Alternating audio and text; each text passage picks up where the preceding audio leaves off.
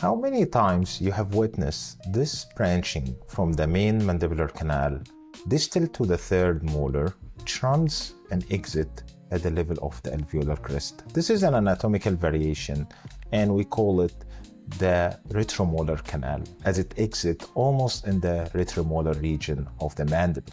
So this is a clinical application for this anatomical variation. This case was referred to us to evaluate this peri-coronal lesion around the impacted number 32. You can see that we traced the mandibular canal as well as the retromolar canal. So we provided the cross sections and you can obviously see the intimate relationship between this retromolar canal and the roots of the impacted number 32.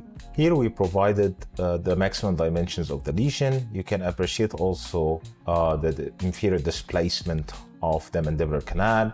You can see the sclerotic borders of the lesion, which means that it's a sign of secondary infection. You can see also the root resorption on the apices of number 30 and number 31 as well.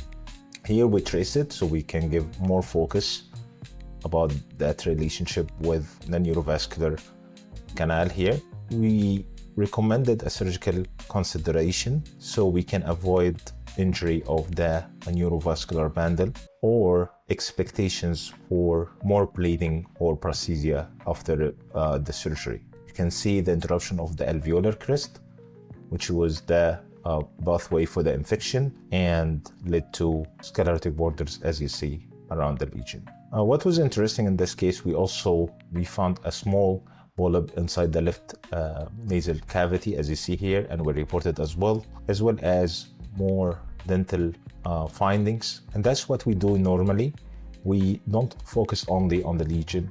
However, we evaluate every single slice on this scan and we report all the findings. We provided a thorough description of the lesion and we give impressions and recommendations that is most likely a benign odontogenic cystic lesion with secondary infection. That's most likely could be a dentigerous cyst. It could be also odontogenic keratocyst. It could be sometimes unicystic ameloblastoma. However, we will need a biopsy and histopathological examination for a definite diagnosis.